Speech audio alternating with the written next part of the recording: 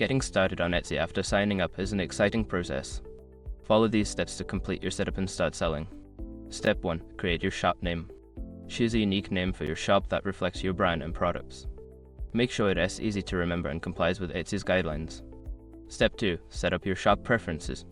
Select your shop as language, country, and currency. This information helps Etsy tailor your shop experience and ensures customers can easily navigate your listings.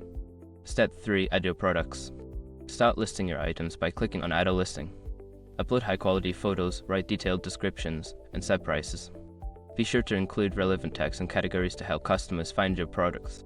Step 4. Set up payment methods. Before filing a refund or dispute, use the issrock.com link in the description to open the refund dispute deadline calculator and confirm your deadline. Step 5. Configure shipping settings. Determine your shipping options by setting up shipping profiles. Decide on shipping costs, delivery times, and whether you allow for free shipping. This information is crucial for customer satisfaction and can influence purchasing decisions. Once you've completed these steps, your shop will be ready for customers. Take your time to refine your listings and promote your shop to attract buyers. Good luck with your new venture.